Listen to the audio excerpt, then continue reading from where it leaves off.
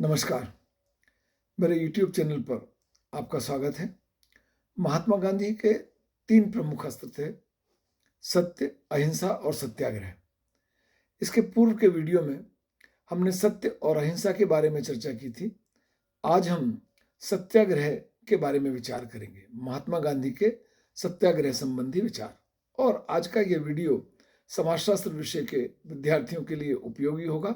वैसे यह वीडियो सभी आयु वर्ग के व्यक्तियों और सभी विद्यार्थियों के लिए उपयोगी है।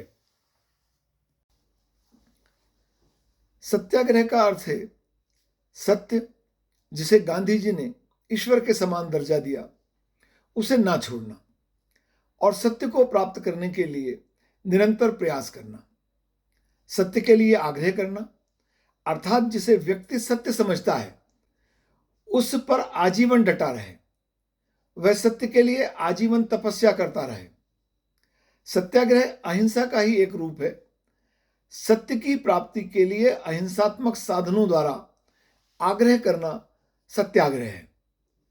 गांधी जी ने हिंसक जगत को अहिंसा की शिक्षा देने के लिए, अहिंसा की पाठ पढ़ाने के लिए, बुराई के प्रतिरोध के लिए एक नवीन रास्ता, एक नवीन मार्ग सुझाया और वह नवीन रास्ता सत्याग्रह है। राजनीतिक क्षेत्र में सत्याग्रह एक विशेष प्रकार का विचार है जो गांधी जी की इस पूरे विश्व को एक अपूर्व देन है। गांधी जी ने सत्याग्रह शब्द का प्रयोग सबसे पहले दक्षिण अफ्रीका में किया। सत्याग्रह विवादों को अहिंसक तरीके से हल करना सिखाता है। विसेंट शियन के शब्दों में यह गांधी जी द्वारा सर्वोच्च आविष्कार या उत्पत्ति थी। सत्याग्रह के अर्थ को स्पष्ट करते हुए एन.के. बोस लिखते हैं, सत्याग्रह अहिंसक तरीकों द्वारा युद्ध का संचालन है। डॉक्टर कृष्ण लाल श्रीधरनी के अनुसार सत्याग्रह अहिंसक और सीधी कार्यवाही है। सत्याग्रह सत्य के मार्ग पर चलते हुए समाज में व्याप्त बुराइयों से लड़ना, संघर्ष करना और सत्य को मार्ग पर चलते हुए, सत्य को ना छोड़ते हुए इन सबके मध्य जीवन व्यतीत करना सिखाता है। गांधी जी के अनुसार प्रेम एवं त्याग द्वारा सत्य सिद्धि के लिए प्रयत्न करना ही सत्याग्रह है। प्रेम और त्याग के साथ सत्य को प्राप्त करने का प्रयास सत्याग्रह है। अहिंसात्मक संघर्ष है। यह अहिंसात्मक संघर्ष सत्याग्रह है। सत्याग्रह का आत्मबल गांधी जी के अनुसार वह व्यक्ति सत्याग्रह कर सकता है जिसमें आत्मबल है। सत्याग्रह का प्रयोग करने वाले व्यक्ति में, सत्य का आग्रह करने वाले व्यक्ति में आत्मबल का होना एक बहुत आवश्यक है, बहुत जरूरी है। सत्याग्रह एक ऐसा नैतिक शस्त्र है जिसका कार्य शत्रु का हृदय परिवर्तन करना होता है, उससे लड़ाई करना नहीं होता, उससे संघर्ष करना नहीं होता। सत्याग्रह एक प्रकार का युद्ध भी है, परंतु यह ऐसा युद्ध है जो बगैर हथियार के, बगैर रक्तपात के और बगैर किसी को हानि पहुंचाए चलता है। सत्याग्रही का बल, ताकत दुख उठाने में है, दूसरों को दुख या कष्ट देने में नहीं है। वह सत्याग्रही कभी भी दूसरों को कष्ट नहीं पहुंचाता, क्योंकि ऐसा करने से सत्य के मार्ग की अवहेलना होती है। गांधी जी डेनियल, सुकरात, प्रहलाद और मीरा का उदाहरण देकर कहा करते थे कि इन्होंने अपने पीड़कों के प्रति किसी भी प्रकार की दुर्भावना नहीं रखी। सत्याग्रह किसी एक पक्ष की विजय और दूसरे की पराजय नहीं है, बल्कि यह सत्य की विजय है और असत्य का समाप्त होना है, असत्य का सत्य में विलीन हो जाना है। गांधी जी ये मानते थे कि सत्याग्रह एक क्रियाशील अवधारणा है। इसका प्रयोग सरकार, समाज, जाति, व्यक्ति, विशेष समूह किसी के विरुद्ध किया जा सकता है। सब प्रकार के अन्याय, उत्पीड़न और शोषण के विरुद्ध सत्याग्रह आत्मबल है। आत्मबल वाला ही इस प्रकार के सत्याग्रह का प्रयोग कर सकता है। इसका प्रयोग शासन की नीतियों, सामाजिक कुरीतियों, अस्पृश्यता, सांप्रदायिकता आदि सभी के विरुद्ध किया जा सकता है। गांधी जी ने सत्याग्रह को युद्ध के विरुद्ध एक अस्त्र के रूप में प्रस्तुत किया। गांधी जी इसका प्रयोग युद्ध की स्थिति का सामना करने के लिए भी करना चाहते थे। जब देश के लोग आक्रमणकारी लोगों के हाथों में हथियारों और तोप देखें और उन हथियारों और तोपों के सामने भी निशस्त्र होकर अपनी छातियां खोलकर खड़े हो जाएं, तो उनका मानना था कि आक्रमणकारियों का हृदय पिघल जाएगा। गांधी जी ने दूसरे महायुद्ध में अरबीसिनिया वासियों, चेकों, पोलों और अन्य आक्रमण से पीड़ित लोगों को तथा चीन पर जापान का आक्रमण होने पर चीनियों को भी यही सलाह दी थी। उनका विश्वास था कि अत्याचार और हिंसा का निवारण सत्याग्रह के द्वारा ही किया जा सकता है, सत्याग्रह द्वारा ही संभव है। गांधी जी ये मानते थे कि सत्याग्रह एकमात्र अस्त्र है जिसमें बुराइयों और अन्याय का प्रतिरोध करने की शक्ति है। यह एक जीवन पद्धति भी है। वह कहते थे, अहिंसा की वर्णमाला परिवार की पाठशाला में सीखी जाती है, फिर उसका प्रयोग राष्ट्रीय और अंतर्राष्ट्रीय स्तरों पर भी किया जा सकता है। गांधी जी का यह मानना था कि अहिंसा की शिक्षा बालक को परिवार के माध्यम से, परिवार से प्राप्त होनी चाहिए, और यदि यह माध्यम परिवार अहिंसा की शिक्षा देता है तो वह अहिंसा जीवन भर व्यक्ति के आचरण में रहती है और समाज, राष्ट्र, अंतर्राष्ट्रीय स्तर पर भी इस सत्य के मार्ग पर चलते हुए जीवन व्यतीत किया जा सकता है। इस प्रकार से गांधी जी का सत्याग्रह जहां एक और सरस, निष्कपट, निस्वार्थ, आत्म प्रधान, प्रेम प्रधान और श्रेष्ठ जीवन व्यतीत करने का दर्शन है, वहीं यह समूह और समाज की बुराइयों को दूर करने, अन्यायों को दूर करने का भी एक रास्ता है, एक मार्ग है। गांधी जी ने सत्याग्रह करने वाले व्यक्ति, सत्याग्रही के गुणों को भी बताया। सत्याग्रही के लिए यह आवश्यक है कि वह सत्य पर चलने वाला हो, अनुशासन प्रिय हो, अनुशासन में रहने वाला हो, अनुशासन का अभ्यस्त हो, अस्त व्यस्त ना हो, मन, वचन और कर्म से अहिंसा में विश्वास रखने वाला हो। वही व्यक्ति जो मन, वचन और कर्म से अहिंसा में विश्वास करता है, जिसमें आत्मबल है, वह सत्याग्रह कर सकता है। सत्याग्रही कभी भी अपने उद्देश्यों की प्राप्ति के लिए छल, कपट, झूठ, हिंसा का सहारा नहीं लेता। वह जो कुछ करता है खुले रूप में करता है और अपनी कमजोरियों तथा भूलों को स्वीकार करने के लिए सदैव तैयार रहता है।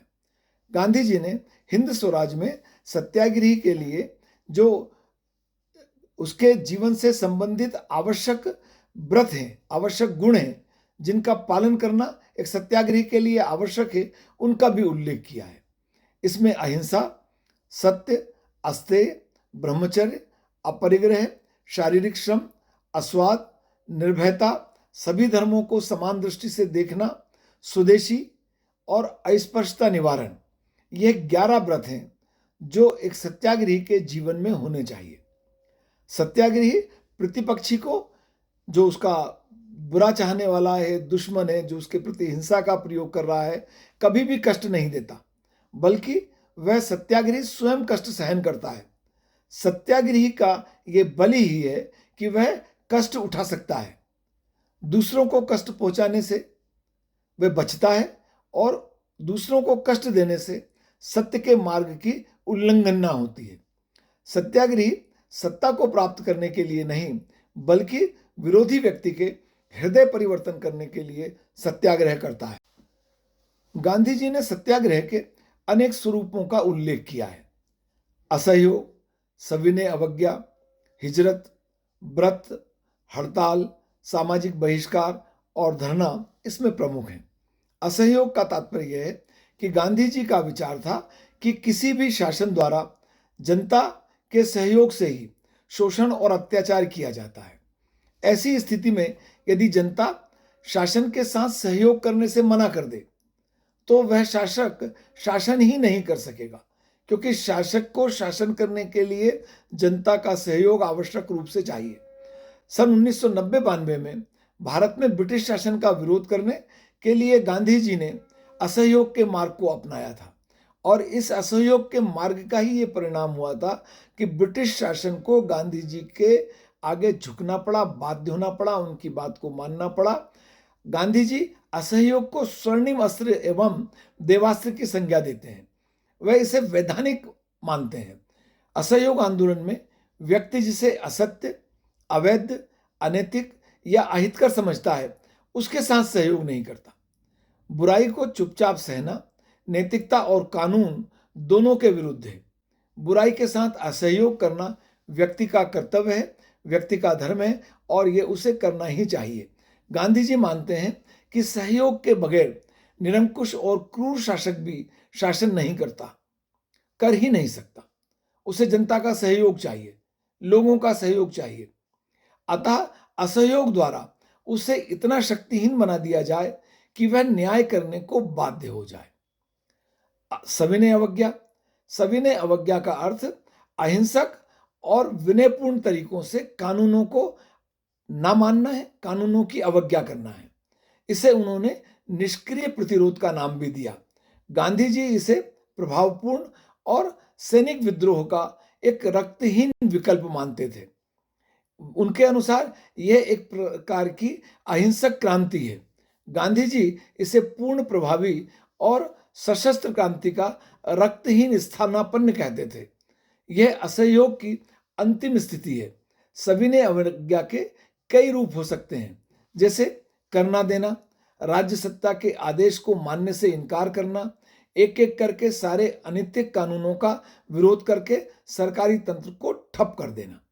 इसमें सत्याग्रही अपने विरोध करने के अहिंसात्मक तरीके से ही विरोध करता है।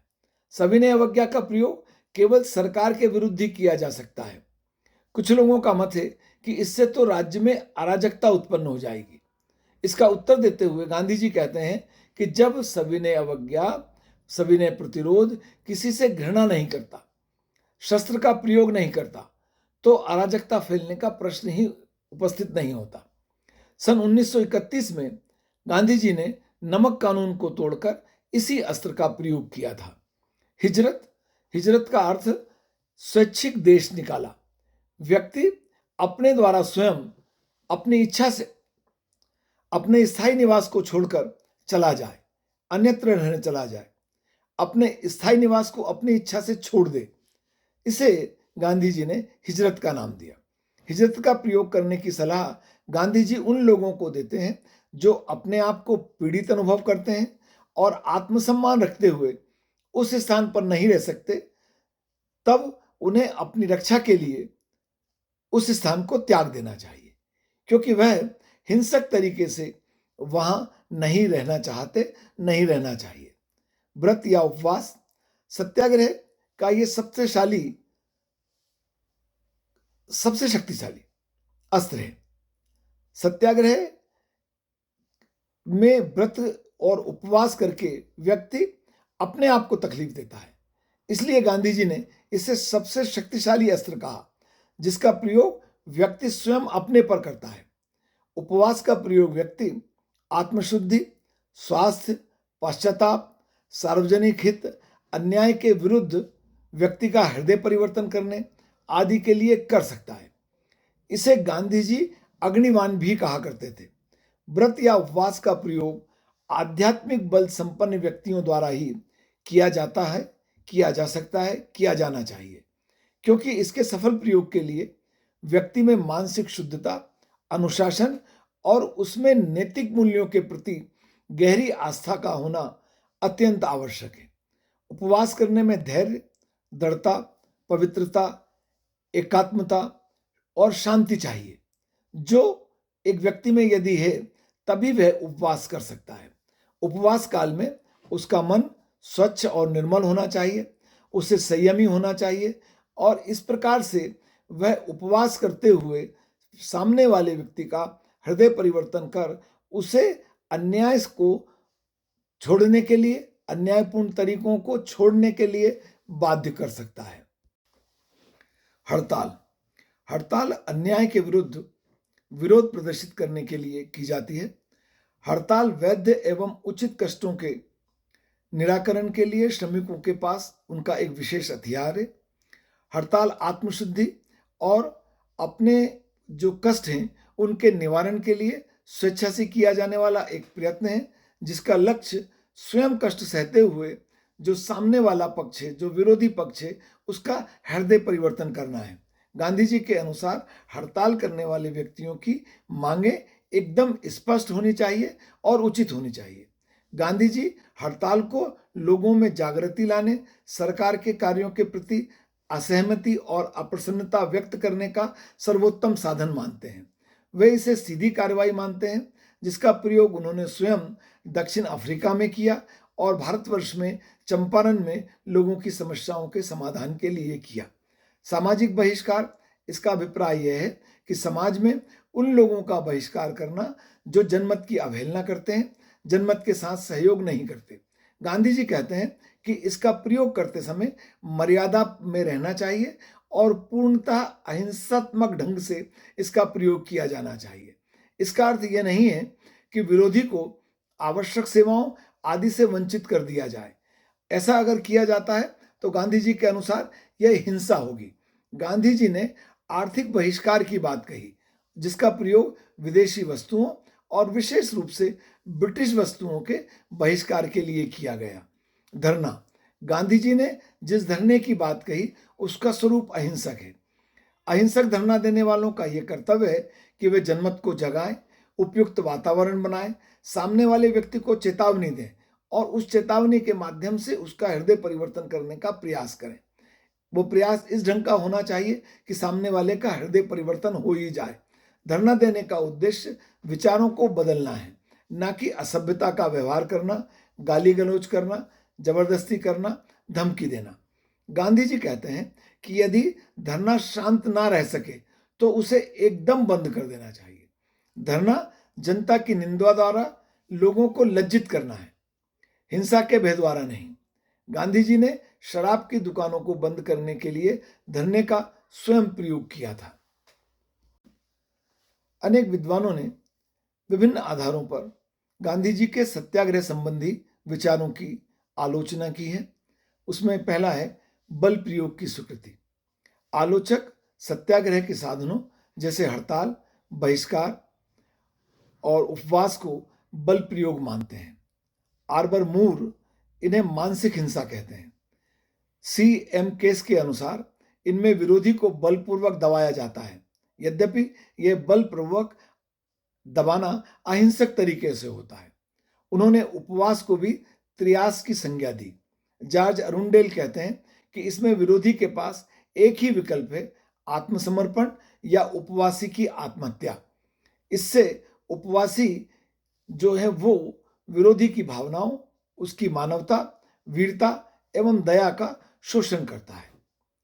सत्याग्रह का प्रयोग सभी परिस्थितियों में नहीं किया जा सकता, ऐसा भी आलोचकों का कहना है। उनका कहना है कि इसका प्रयोग केवल उन्हीं शासन व्यवस्थाओं में किया जा सकता है जो प्रजातंत्रात्मक हैं, जिसमें व्यक्तियों को अपनी बात कहने की सुविधा प्राप्त है, निरंकुश शासनों में नहीं। क्योंकि निरंकुश शासन में तो व्यक्तियों को अपनी बात, अपने विचार अभिव्यक्त करने का अधिकार ही नहीं होता। हिटलर, मुसोलिन, स्टालिन जैसे निरंकुश शासकों के शासनकाल में सत्याग्रह करना संभव ही नहीं था। सत्याग्रह का कई स्थानों पर, कई जगह प्रयोग अव्यवहारिक है, ऐसा भी आलोचकों का मानना है। जैसे छापामार लड़ाई में आक्रमणकारी का पता लगाना कठिन है। वर्तमान में लड़ाई जो हो रही है वो सीमा पर नहीं, दूर बैठकर लड़ी जाती है। आज कोई भी राष्ट्र अहिंसक साधनों के द्वारा अपनी रक्षा नहीं कर सकता। परमाणु युद्ध में भी सत्याग्रह का कोई महत्व नहीं रह गया है। विरोधी मानवीय मूल्य जो हैं उनको यदि महत्व दे दें तब सत्याग्रह या अन्य प्रकार के साधनों की सफलता संभव है, परंतु विरोधी मानवीय मूल्यों को महत्व देंगे ये आवश्यक नहीं है। तो इन आधारों पर जहां छापामार लड़ाई है, जहां सीमा से दूर लड़ाई हो रही है, जहां राष्ट्र अहिंसक साधनों का प्रयोग कर रहे हैं और जहां परमाणु युद्ध हो रहे हैं, वहां सत्याग्रह का प्रयोग किया नहीं जा सकता, उसका प्रयोग करना अव्यवहारिक है। एक पक्ष का यह भी मानना है कि अंतरराष्ट्रीय क्षेत्र में हिंसा का प्रयोग पूर्णतः समाप्त हो, यह बिल्कुल भी संभव नहीं है, यह असंभव है। गांधी जी ने केवल आंतरिक क्षेत्र में ही नहीं बल्कि विदेशी आक्रमण की स्थिति में भी सत्याग्रह करने का सुझाव दिया था।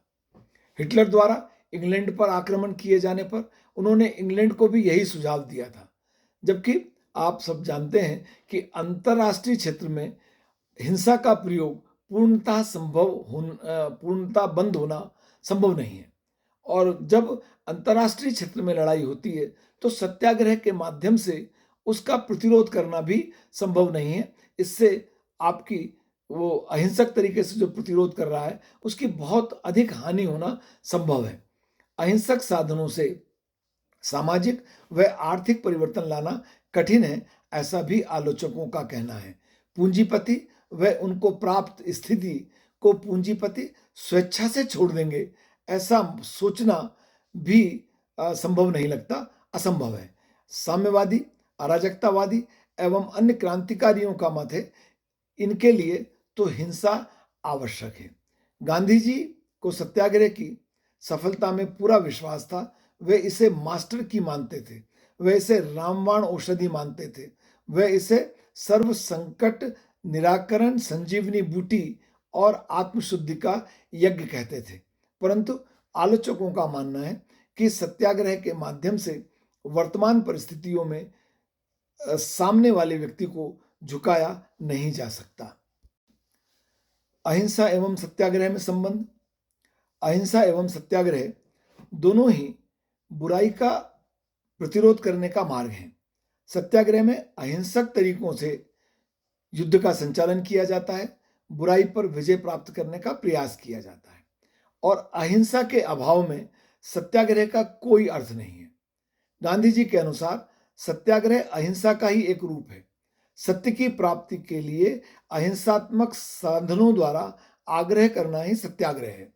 उनके अनुसार एक सत्याग्रही को मन, वचन और कर्म से अहिंसा में विश्वास रखना चाहिए।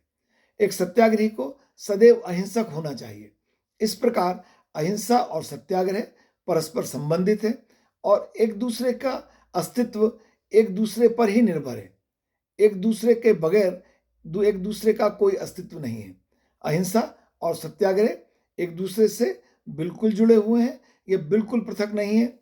अहिंसा के मार्ग पर ही चलते हुए सत्याग्रह के द्वारा अपने लक्ष्यों को प्राप्त किया जा सकता है। मेरा यह विश्वास है कि यह वीडियो आपके लिए उपयोगी होगा।